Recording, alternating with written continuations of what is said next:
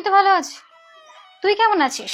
আমি ভালো আছি। তুমি এক কাজ করো, আমার না খুব খিদে পেয়েছে, তুমি একটু ম্যাগি বানাও তো, আমার ফেভারিট বালা লঙ্কা দেওয়াটা। আর প্রিয়া কোথায়?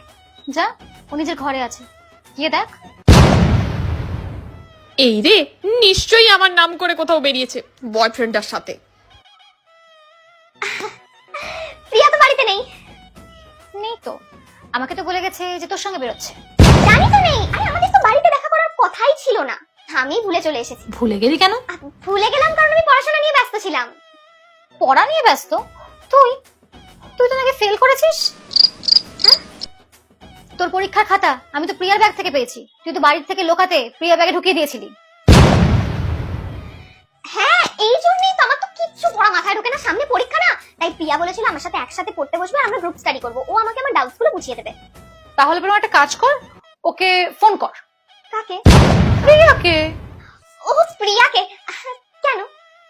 ফোন করে জান কোথায় আছে ও। আন্টি, আমার ফোনে তো রিচার্জই নেই, তাই জন্যই তোকে আমি ফোন করতে পারিনি। আমার ফোন দিয়ে কর।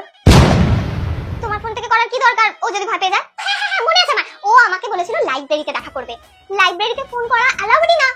আমি গিয়ে লাইব্রেরি থেকে ওকে নিয়ে চলে আসছি। আরে না না, কিচ্ছু হবে না, কর। করতে বললাম, কর কর।